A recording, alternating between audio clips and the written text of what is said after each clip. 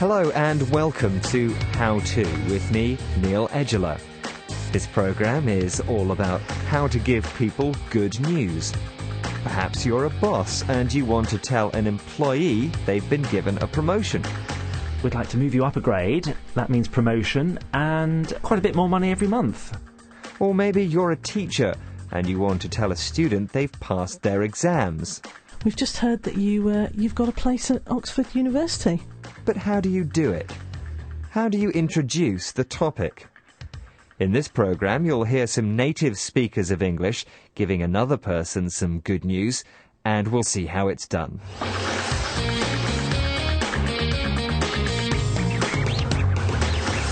I'm just ringing about your job interview last week. I'd like to say that we were very impressed by your job interview, and we'd like to offer you the job.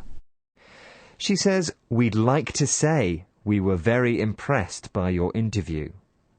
"We'd like to say" is a formal way of introducing the topic. It's a way of paying someone a compliment before you give the news. A less formal way would be to say just, "You did a great interview." But it's still common to pay someone a compliment before you deliver the good news. Next she says, "We'd like to offer you the job." Again, "we'd like to" is a formal way of introducing good news. You can use it in any formal situation. For example, "We'd like to give you a pay rise," or "We'd like to offer you a place at university."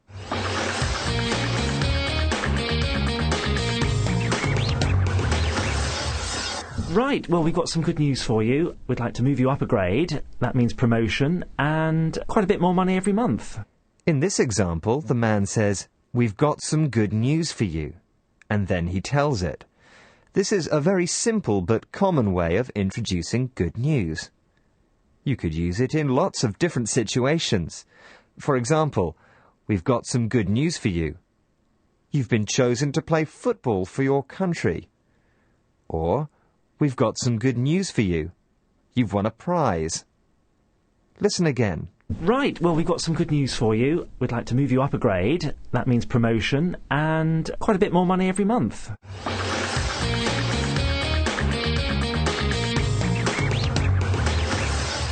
In the next example, the woman is telling someone they've just won a large amount of money. Just like the last example, she introduces the subject with a simple sentence, "We've got a bit of news for you." But this news is not just good, it's also very surprising and shocking. Listen to what she says to prepare the person for this piece of good news. We've got a bit of news for you. Are you sort of somewhere where you've got some company with you, or can you sit down somewhere? I'm really pleased to tell you that actually you've won the jackpot this week, and it's £45.2 million. She asks if the person's got some company, which means she wants to check if there are some people there. She also asks if the person's sitting down. This is a very common thing to say to someone before giving surprising or shocking news. And to introduce the news itself, she says, "I'm really pleased to tell you."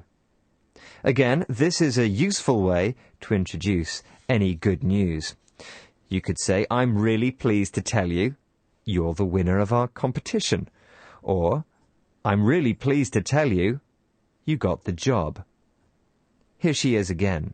We've got a bit of news for you. Are you sort of somewhere where you've got some company with you, or can you sit down somewhere? I'm really pleased to tell you that actually you've won the jackpot this week, and it's £45.2 million.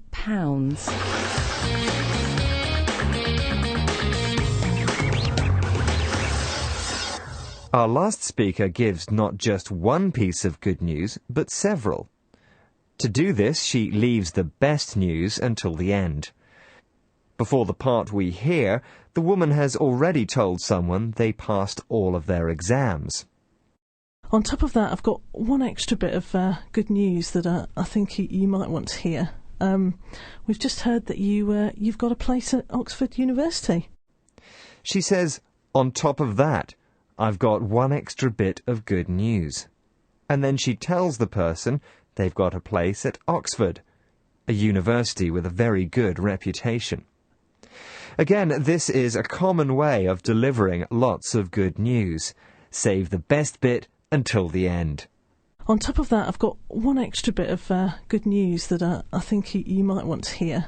We've just heard that you've got a place at Oxford University.